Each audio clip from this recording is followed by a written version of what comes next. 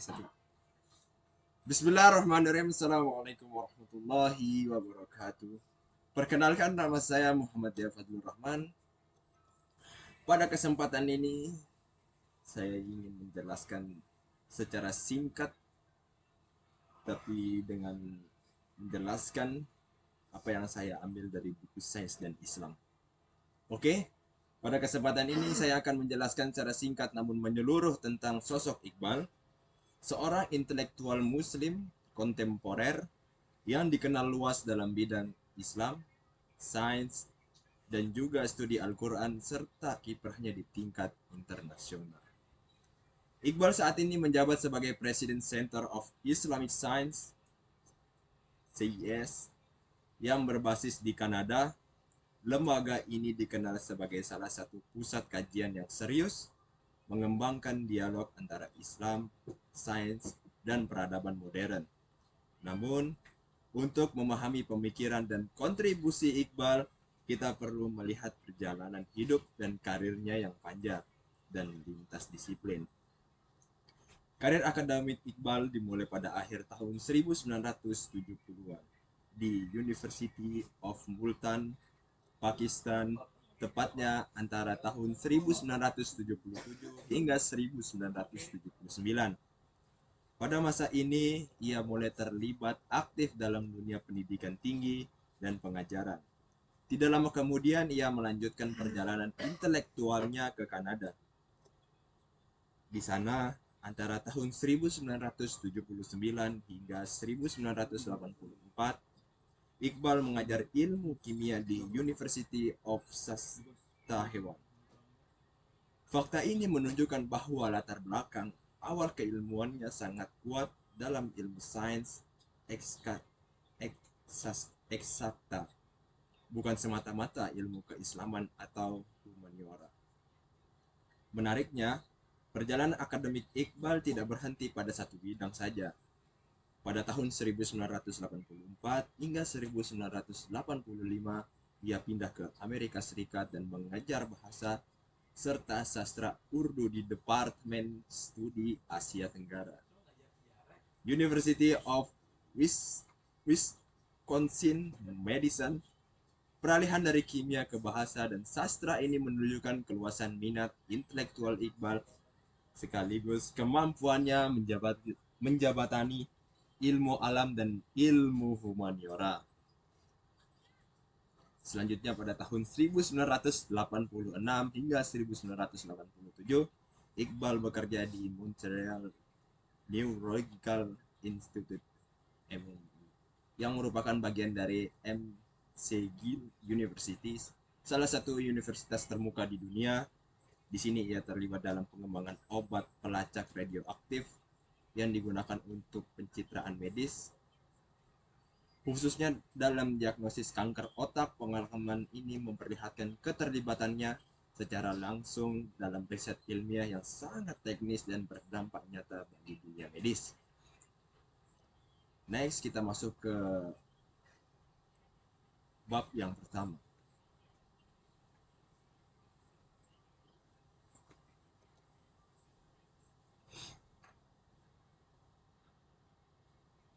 Series forward. For nearly 2,500 years, some conservative members of societies have expressed concern about the activities of those who sought to find a naturalistic explanation for natural phenomena. In 429, for example, the comic playwright Aristophanes parodied Socrates as someone who studied the phenomena of the atmosphere, to name the inspiring thunder, which had served to express the wrath of Zeus into nothing but the floating of the clouds.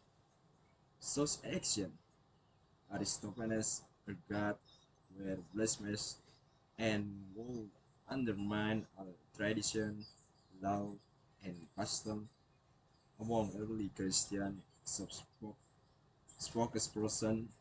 There were some, such as Tertullian, who also criticized those who sought to understand the natural world on the grounds that they persist in applying their study to a fine purpose. Science, they invert their curiosity on natural objects, which they operator to their creator and governor.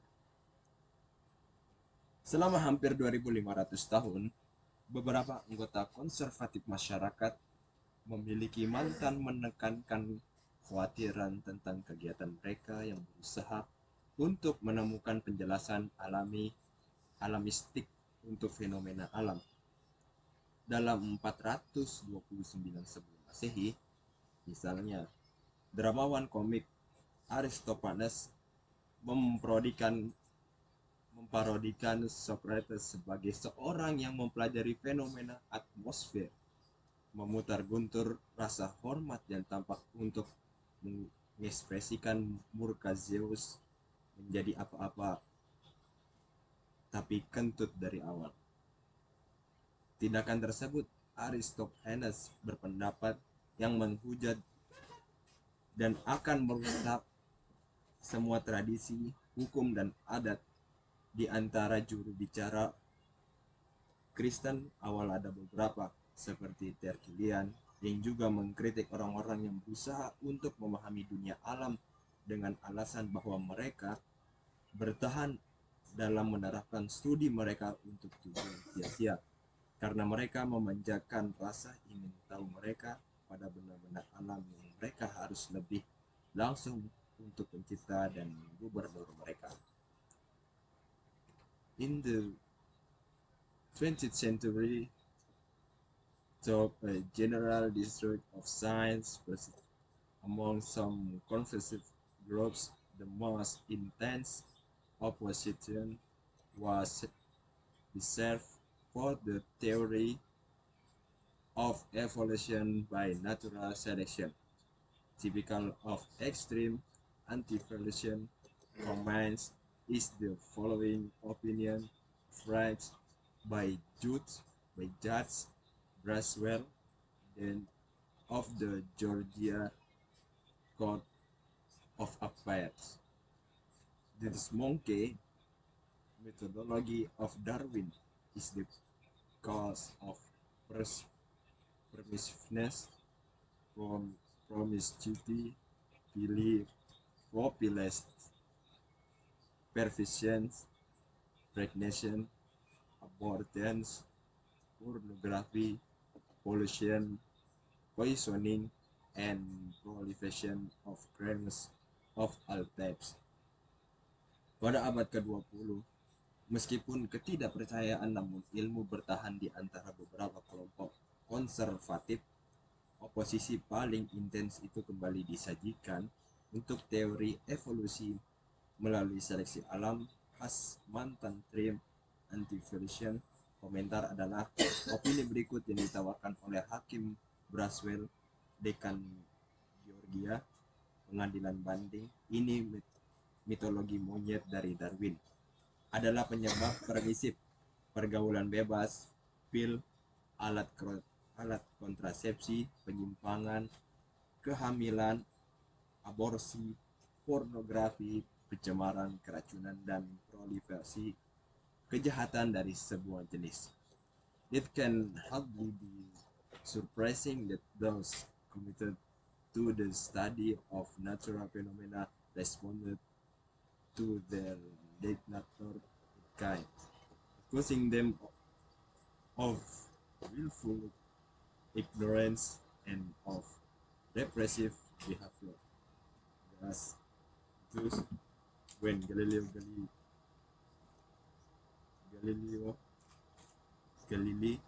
was warned against holding and teaching the Copernican system of astronomy as true, he wielded his brilliantly ironic pen and drew John uh, counter to religious authorities in an introductory letter to the describing reader at the beginning of his Philip dialogue concerning the two chief of war system. Hampir tidak dapat mengejutkan bahwa mereka berkomitmen untuk mempelajari fenomena natural menanggapi denigratos mereka dalam jenis, menuduh mereka kebodohan yang disengaja dan perilaku represif.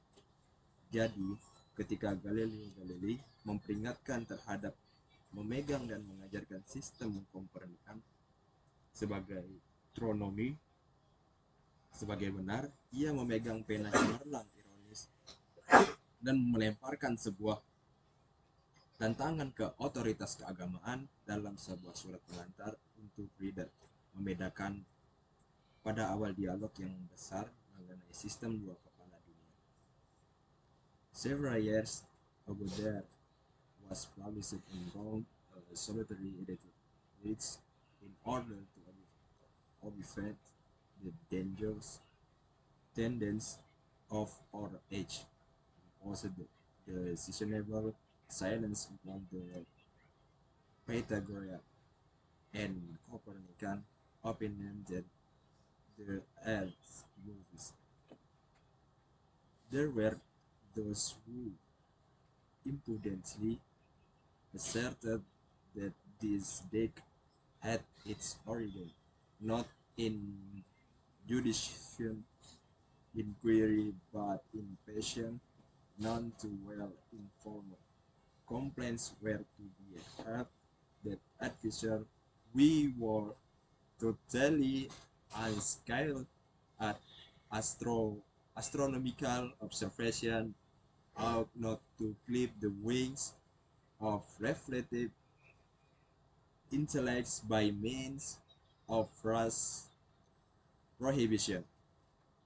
Upon hearing such scarping insolence, my zeal could not be contained. Beberapa tahun ago, ada diterbitkan di Roma sebuah dekret solutori yang untuk meniadakan kecenderungan berbahaya zaman kita, memberlakukan diam pada waktunya pada pendapat Pythagoras dan Kopernikus bahwa bumi bergerak. Ada yang lancang menegaskan bahwa keputusan ini memiliki asal-usulnya tidak dalam penyelidikan bijaksana, tetapi dalam gairah tidak diberitahu terlalu baik. Keluhan itu harus mendengar bahwa penasihat yang benar-benar terampil di observasi astronomi tidak seharusnya klip saya intelek reflektif dengan cara larangan tuam. Setelah mendengar tukang penghinaan seperti itu, semangat saya tidak bisa terkandung. No contemporary discovering reader could have made Galileo angry and disdain for those he considered enemies of free scientific inquiry. Even more bitter than Galileo was Tommy Henry Huxley, often known as Darwin, both in 1860 after a famous confrontation with the Anglican Bishop Samuel Wilberforce. Huxley beyond the persecution suffered by many natural philosophers, but then he reflected that the scientists were exiting their revenge. Tidak ada pembaca yang cerdas kontemporer bisa melewatkan kemarahan dan penghinaan Galileo untuk orang-orang yang dianggap musuh penyelidikan ilmiah gratis. Bahkan, lebih pahit dari Galileo adalah Thomas Henry Huxley, sering dikenal sebagai Bulldog Darwin. Pada tahun 1860, setelah konfrontasi yang terkenal dengan Anglikan Uskup Samuel Wilberforce, Huxley meratapi penganiayaannya yang diderita oleh banyak filsuf alam, tapi kemudian ia mencerminkan bahwa para ilmuwan menuntut balas dendam mereka. Extinguish the Logians about the gradient of every science as the stranger snakes beside that of Hercules, and history records the whenever science and orthodox have been fair opposite. The latter has been forced to retire from the race, bleeding and crucial, if not hallucinated, Scott had, if not slain. Teolog dipandangkan berbohong tentang tempat lahir setiap ilmu sebagai ular dicekik. Selain itu, dari Hercules dan sejarah mencatat bahwa setiap kali ilmu pengetahuan dan ortodoksi telah mencukup menentang, yang terakhir telah dipaksa untuk pensiun dari daftar perdarahan dan hancur jika tidak dimusnahkan. Scott tidak jika tidak dibunuh. The emperor's left, considering the colorful complaints from both sides, is that science and religion must continually be at war with one another. That view of the relation between science and religion was reinforced by Andrew Dixon White's as history of the warfare of science with theology and Christendom, which has seldom been out of print since it was published as a two-volume work in 1899, which will have shaped the lay understanding of science and religion interaction for more than a century, but recent and more careful subversive as sound that comfort confrontational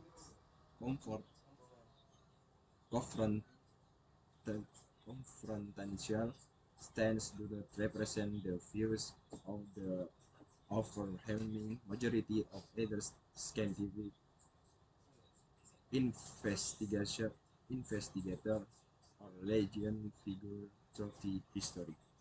Kesan kiri mengingatkan ini keluhan berwarna-warni dari kedua belah pihak adalah bahwa ilmu pengetahuan dan agama harus terus-menerus berperang dengan satu sama lain.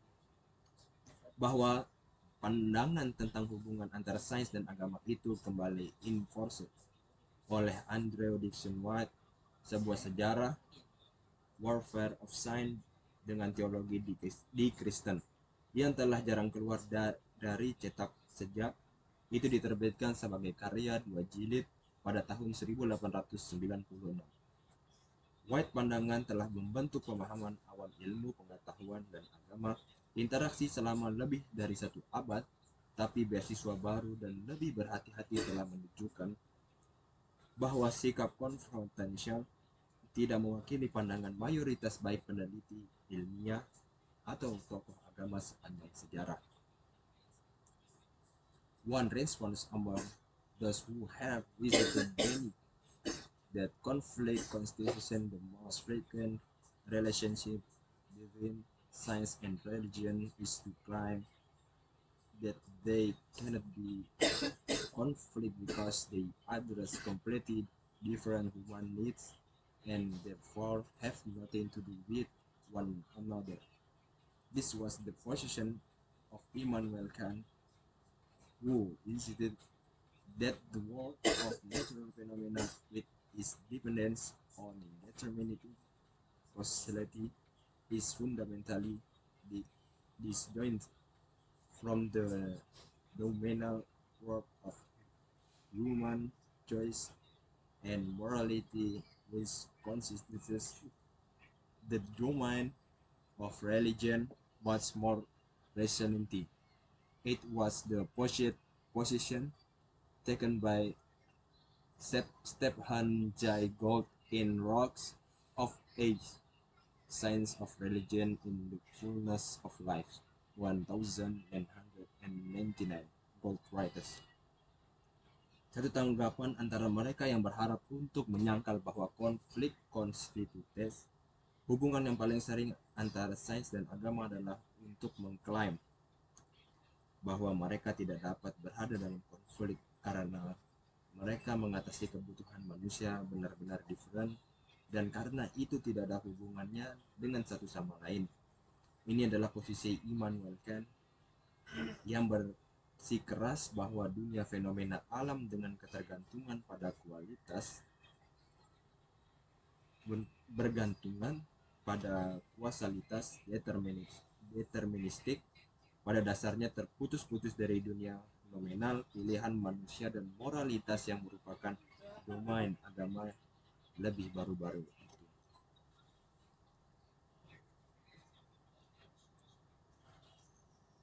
Itu posisi yang diambil oleh Stephen Jay Gould, The Role of Age, Science dan Agama di Kepenuhan Hidup 1969. Gould menulis, I do not understand why the two enterprise solve experience and conflict science dress to document the factual character of the natural world and to develop theories that coordinate and explain these facts. Religion, on the other hand, operates in the equally important but utterly different realm of human purpose, meanings, and values. Saya tidak mengerti mengapa dua perusahaan harus mengalami konflik. Ilmu mencoba untuk mendokumentasikan karakter faktual dari alam dan untuk mengembangkan teori-teori yang mengkoordinasikan dan menjelaskan fakta-fakta ini. Agama di sisi operates lainnya di ranah sama pentingnya tapi benar-benar berbeda dari tujuan manusia, mana dan nilai-nilai. In order to capture the disjunction between science and religion, Gould enunciates a principle of non-overlapping magistra, which he identifies as a principle of respectful non-interpretation. In spirit of the intense desire of those who wish to isolate science and religion from one another in order to protect the autonomy of one, the other, or both, there are many reasons to believe that theirs is ultimately an impossible task. One of the central questions addressed by many religions, what is the relationship between members of the human community and the natural world? This question is a central question addressed in Genesis, for example. Any attempt to relate human and natural existences depends heavily on the understanding of nature that exists within a culture. So where natural is studied through scientific methods, scientific knowledge is unavoidably incorporated into religious thought. The need to understand Genesis in terms of the dominant understanding of nature thus gave rise to a tradition of scientifically informed commentaries on the sixth day of creation, which considered a major genre of Christian literature from the early day of Christianity through the Renaissance. Dalam rangka untuk menangkap disjungsi antara sains dan agama, Gould meneruskan prinsip magisterial non-overpelling yang ia identifikasi sebagai prinsip non-interference hormat. Terlepas dari keinginan yang kuat dari orang-orang yang ingin mengisolasi ilmu pengetahuan dan religion satu sama lain untuk melindungi otonomi satu, yang lain atau keduanya. Ada banyak alasan untuk percaya bahwa mereka pada akhirnya tugas mungkin. Salah satu pertanyaan sentral ditangani oleh banyak agama adalah apa hubungan antara anggota komunitas manusia dan alam. Pertanyaan ini merupakan pertanyaan sentral dibahas dalam Kejadian. Misalnya, setiap usaha untuk berhubung berhubungan manusia dan alam eksistens sangat bergantung pada pemahaman alam yang ada dalam suatu budaya. Jadi di mana alam dipelajari melalui metode ilmiah, pengetahuan ilmiah mau tidak mau dimasukkan ke dalam pemikiran keagamaan. Kebutuhan untuk memahami kejadian dalam hal pemahaman dominan nah mendatang sehingga memunculkan tradisi komentar ilmiah informasi tentang 6 hari penciptaan yang merupakan sebuah genre utama literatur Kristen dari hari awal kekristenan melalui Renaissance.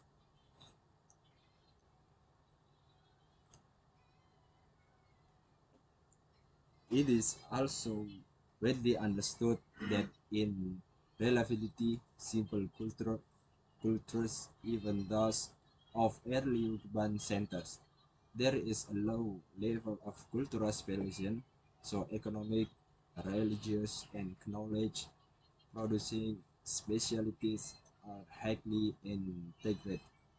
In bonds like Mesopotamia, for example, agricultural activities were governed both by knowledge of the physical condition necessary of successful farming and by religious ritual associated with plowing, planting, irrigating, and have harvesting. Those religious practice and natural knowledge integrated in establishing the character and timing of farming activities. Hal ini juga banyak dipahami bahwa dalam budaya, bahkan mereka dari perkotaan awal yang relatif sederhana, pusat ada tingkat rendah spesialis budaya hingga ekonomi, agama, dan pengetahuan memproduksi spesialisasi sangat integrated. Di zaman perunggu Mesopotamia, misalnya, kegiatan pertanian diperintah baik oleh pengetahuan tentang kondisi fisik yang diperlukan untuk pertanian sukses dan dengan ritual keagamaan terkait dengan membajak, menanam, mengairi, dan juga memanen. Dengan demikian, praktek keagamaan dan pengetahuan alam berinteraksi dalam membangun karakter dan waktu kegiatan pertanian.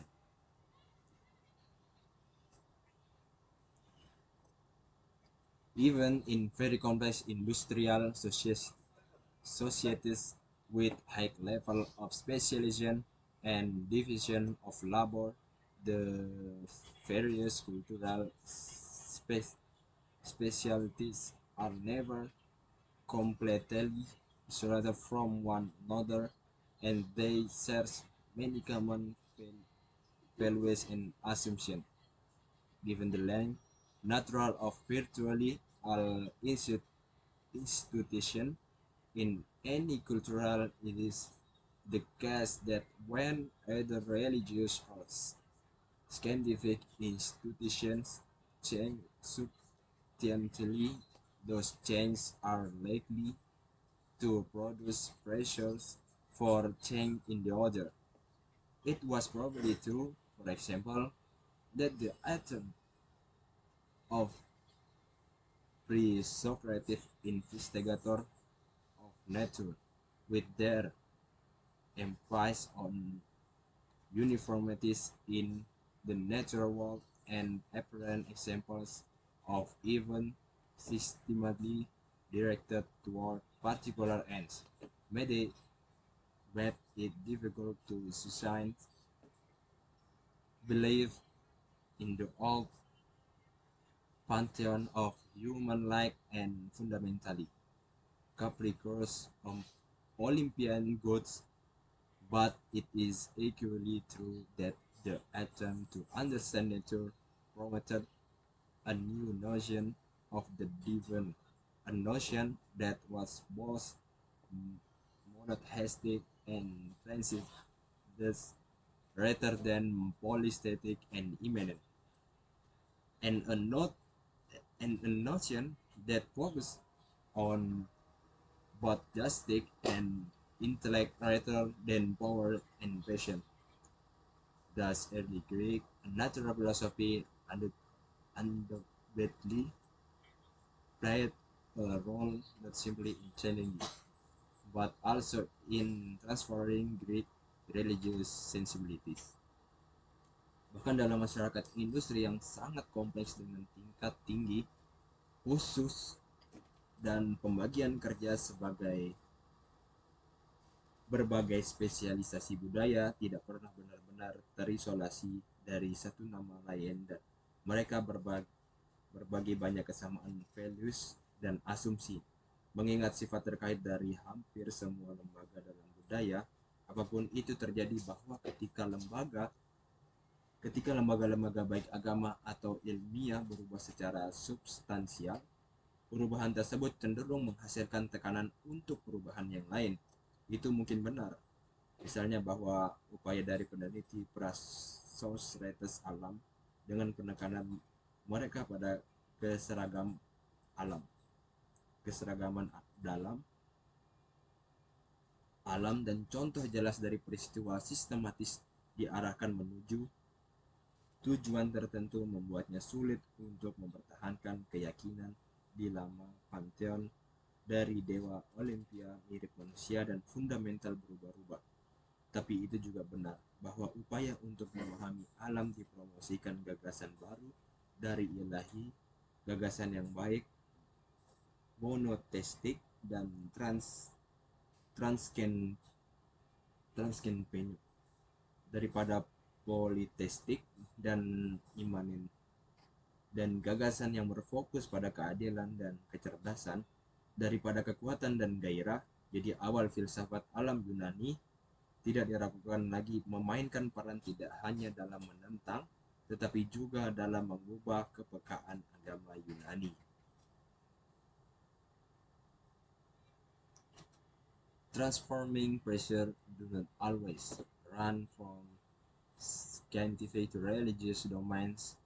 Moreover, during the Renaissance, there was a dramatic change among Christian intellectuals from one that focused on the contemplation of God work to one that focused on the responsibility of the Christian for caring for his fellow humans, the active life of service to human king, rather than the contemplative life of reflection on God's character and works, now become the Christian ideal for many.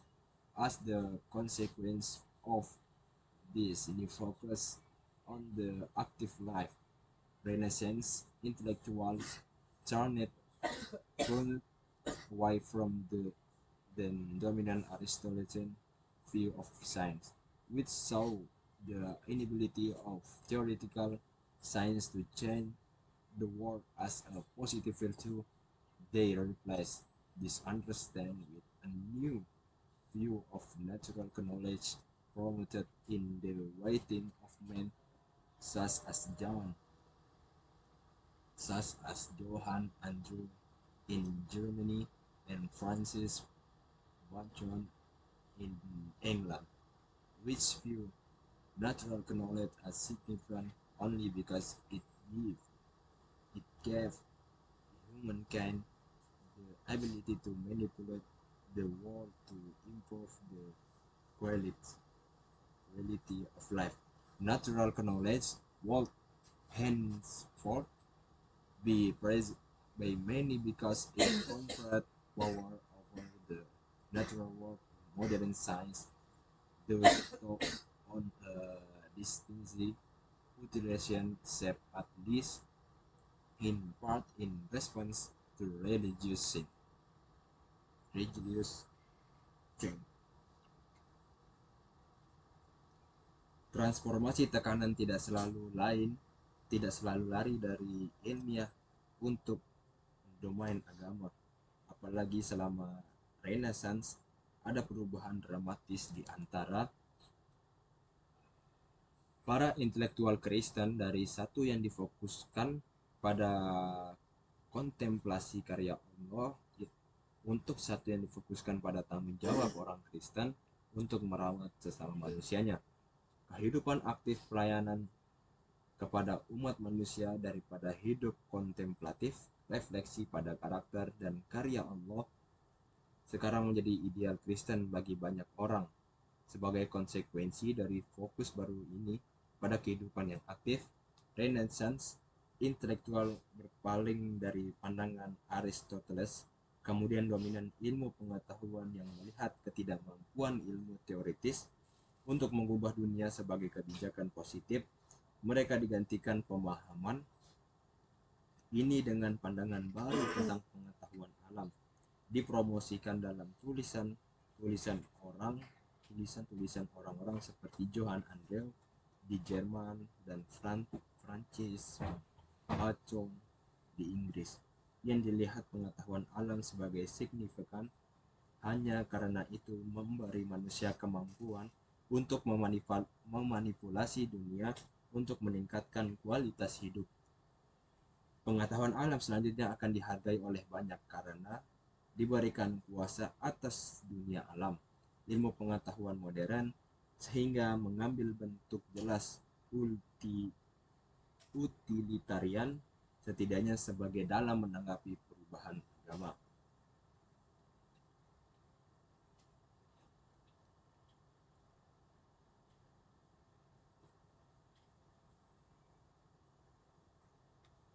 Neither the conflict model nor the claim of disjunction then accurately reflect the often intense and frequently support interaction between religious institutions, practice, ideas, and attitudes.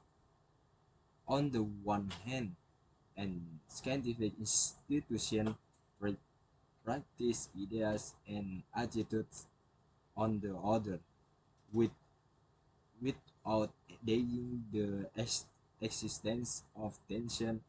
The primary goal of the volumes of this series is to explore the first dominant of mutually supportive and or transformative interaction between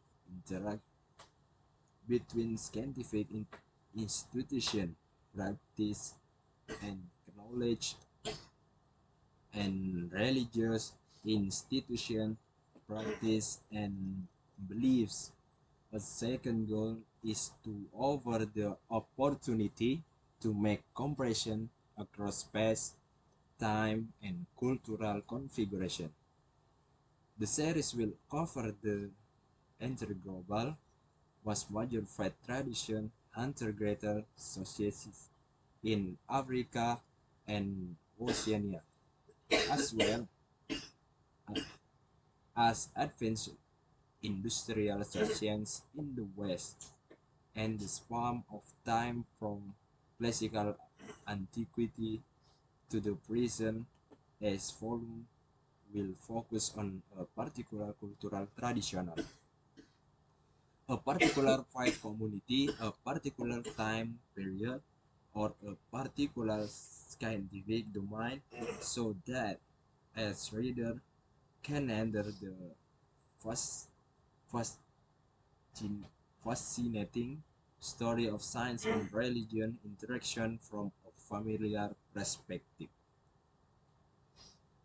Furthermore, as volume will include not only a substantial narrative or interpretive role, but also a set of primary documents that will allow the reader to explore relevant evidence and extensive noted bibliography to lead the curious to reliable scholarship on the topic, and a chronology of events to help the reader keep track of the sequence of events involved and to relate them to major social and political situations.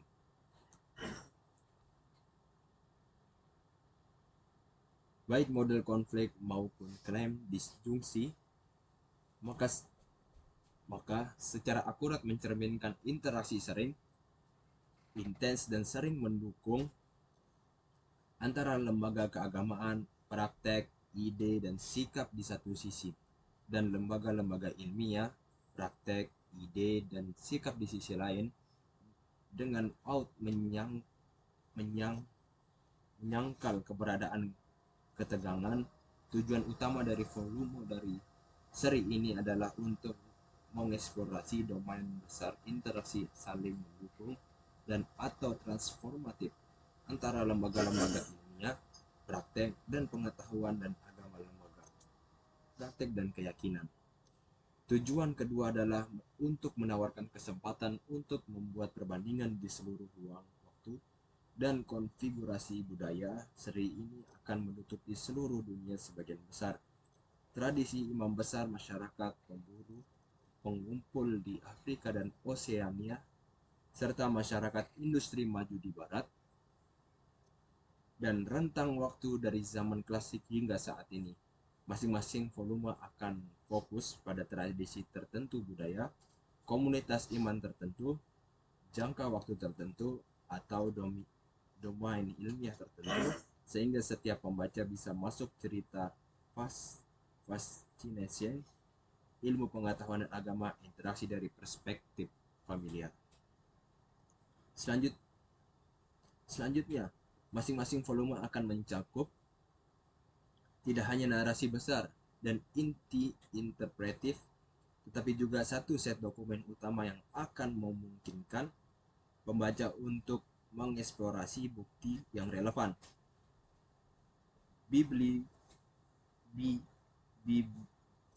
Bibliografi beranotasi yang luas untuk memimpin penasaran untuk beasiswa diandalkan pada topik dan kronologi peristiwa untuk membangun pembaca melacak urutan kejadian yang terlibat dan berhubungan mereka untuk kejadian sosial dan politik besar. So far, I have used the word science and religion as if everyone knows and agrees about their meanings, and as if they were equally appropriately applied across place and time. Neither of these assumptions is true. Science and religion are modern terms that reflects the way that we in the industrialized West organize or conceptualize.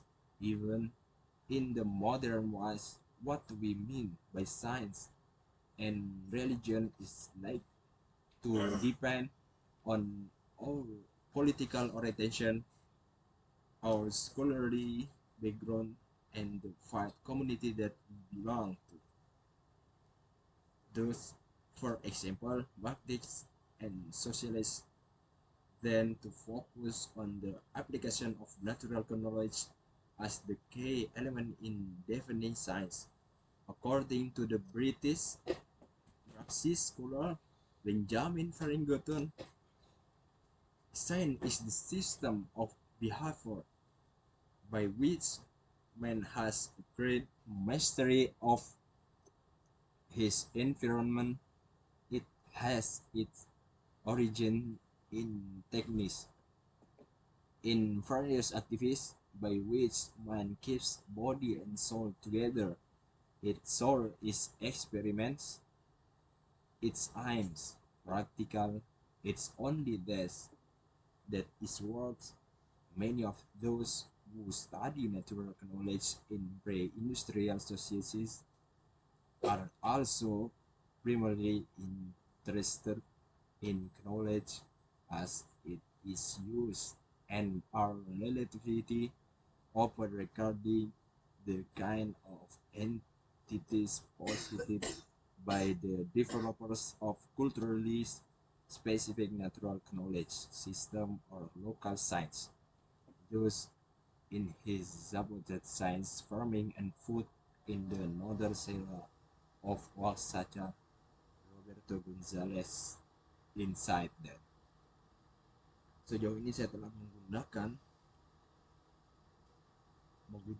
ilmu kata-kata dan agama seakan semua orang tahu dan setuju tentang arti mereka, dan seolah-olah mereka sama-sama tepat diterapkan di tempat dan waktu.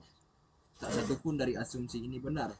Sains dan agama adalah istilah modern yang mencerminkan cara kita industri barat mengatur hidup konseptual.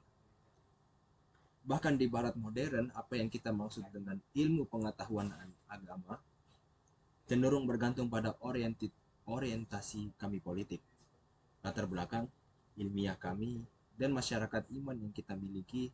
Jadi misalnya Marxist dan sosialis cenderung berfokus pada penerapan pengetahuan alam sebagai elemen kunci dalam mendefinisikan ilmu. Menurut sarjana Marxis Inggris Benjamin Farrington, ilmu adalah sistem perilaku mana manusia telah mengakui sisi penguasaan lingkungannya. Ini memiliki asal-usul dalam teknik, dalam berbagai kegiatan di mana manusia membuat tubuh dan jiwa bersama-sama. Sumbernya adalah pengalaman dan tujuan-tujuannya.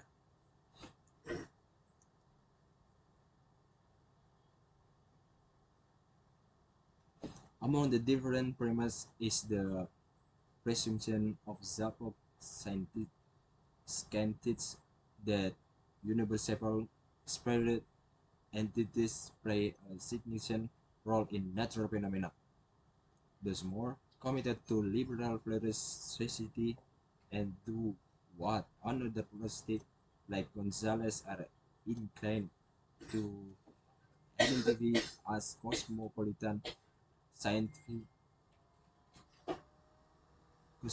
science tend to focus on science as a source of objective or disinterested knowledge, disconnected from its use. Moreover, they generally reject the positing of universal entities which they characterize supernatural, thus in an amicus curiae brief filed in connection with the 1186 Supreme Court case that tested Louisiana law requiring the teaching of Christian Science.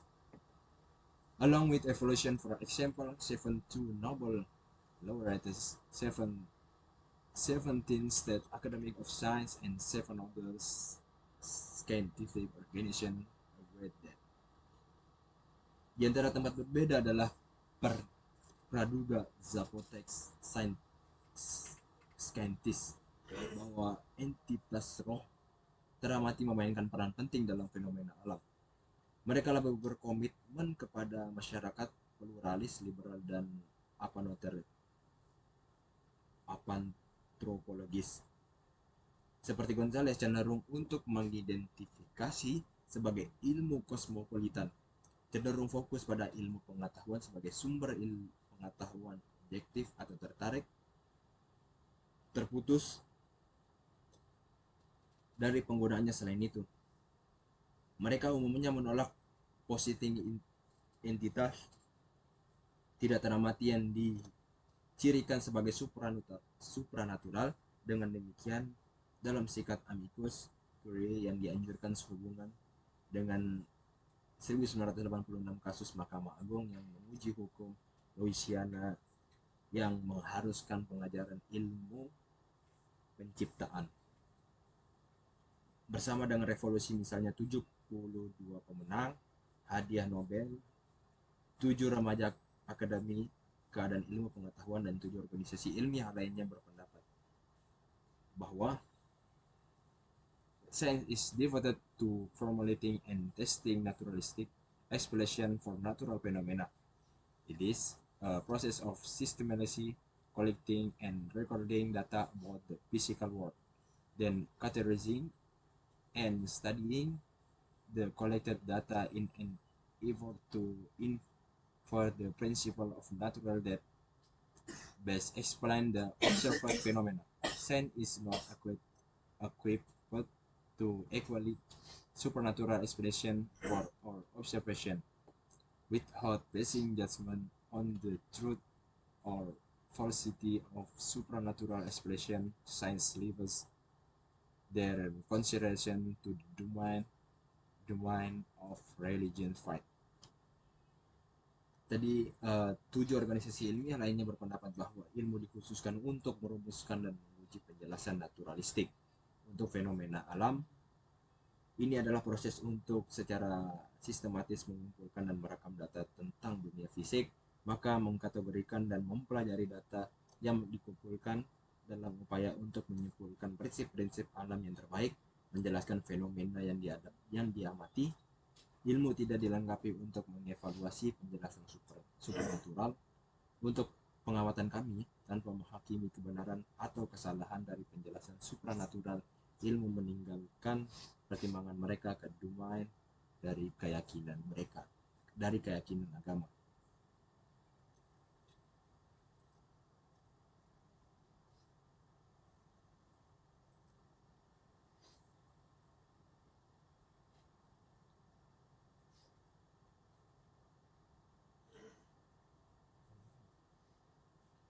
No reference whatsoever to use appears in this definition, and this specific on religions to admit speculation regarding supernatural entities into science reflects a society in which cultural specialization has proceeded much further than in the village farming communities of southern Mexico.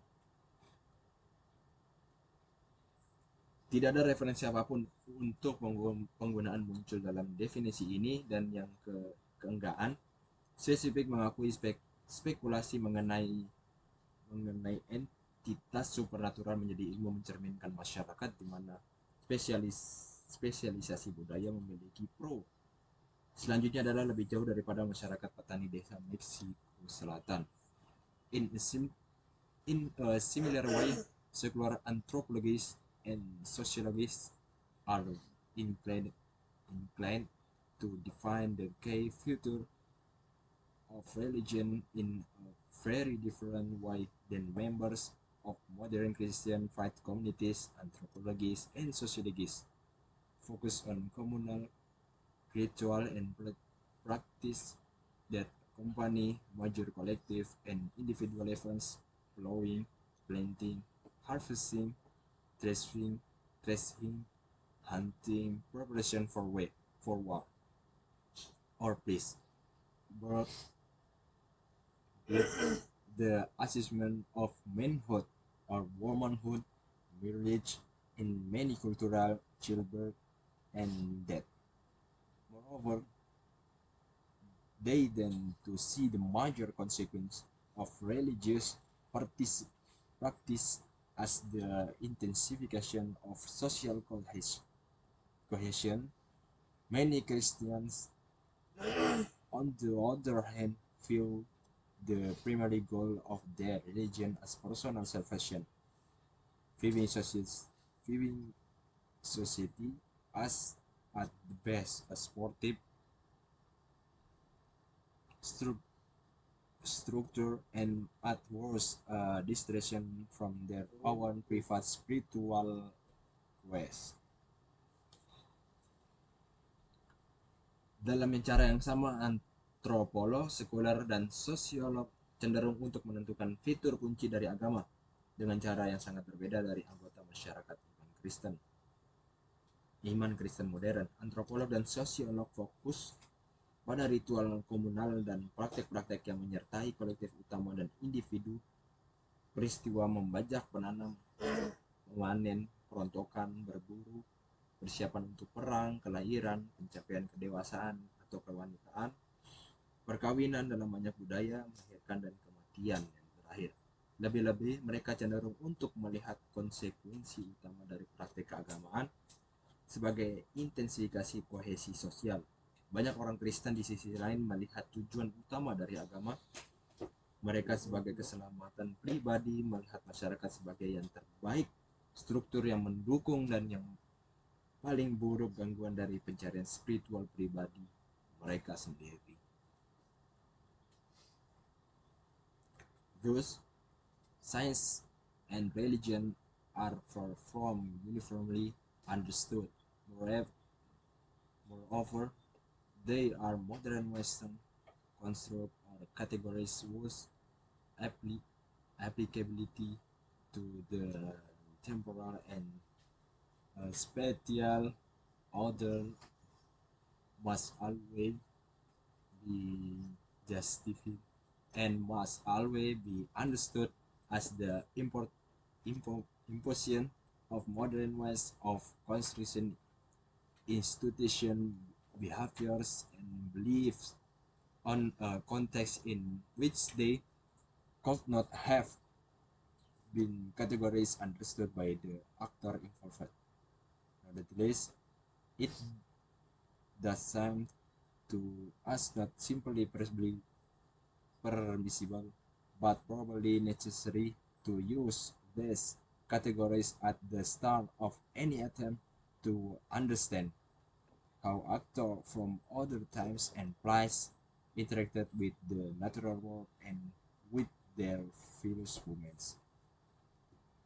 It may ultimately be possible for historians and anthropologists to understand the practice of person distant in time and or space in terms that those persons might use, but that process must begin by lightning like the action of other to those that we understand from our own experience, even if the likeness are unique and innate qualification.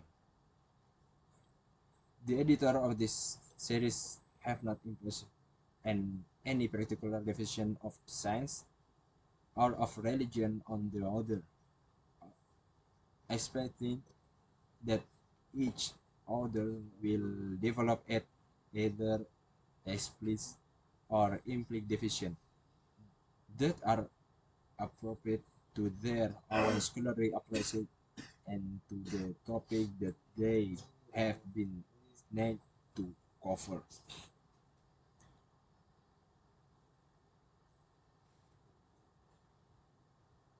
Dengan demikian, ilmu pengetahuan dan agama jauh dari seragam dipahami. Selain itu, mereka merupakan konstruksi modern barat atau kategori yang ditetapkan ke temporal dan spasial lainnya. Harus selalu dibenarkan dan harus selalu dipahami sebagai pengenaan cara modern penataan institution, perilaku, dan keyakinan pada konteks di mana mereka tidak bisa memiliki kategori telah dipahami oleh para pelaku yang terlibat. Meskipun demikian, itu tampaknya kita tidak hanya diperbolehkan, tapi mungkin perlu untuk menggunakan kategori ini pada awal setiap upaya untuk memahami bagaimana aktor dari waktu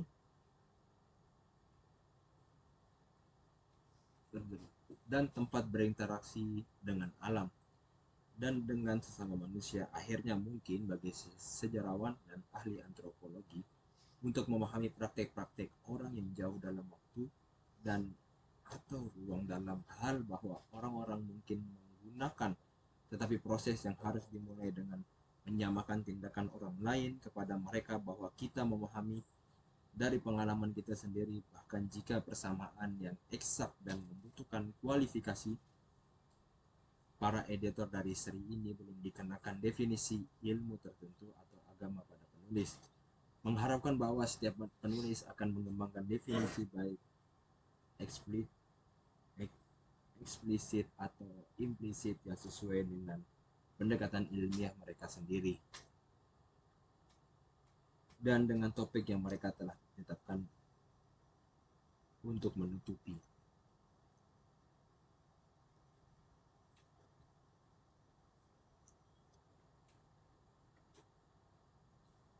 The story of the relationship between Islam and science can be told from a variety of perspectives, ranging from the sociological to the historical and from the metaphysical to the scientific. The methodology used from this narrative depends to a large extent on how one perceives the nature of the relationship between Islam and science. It is therefore important to state at the outset the way in which this story will be told in this book. Kisah hubungan antara Islam dan ilmu pengetahuan dapat diceritakan dari berbagai perspektif, mulai dari sosiologis ke sejarah dan dari metafisik ke ilmiah. Metodologi yang digunakan untuk narasi ini tergantung untuk sebagian besar sebagaimana seseorang mempersepsi sifat hubungan antara Islam dan ilmu pengetahuan. Hal ini oleh karena itu penting untuk menyatakan di awal cara di mana cerita ini akan diceritakan dalam buku ini.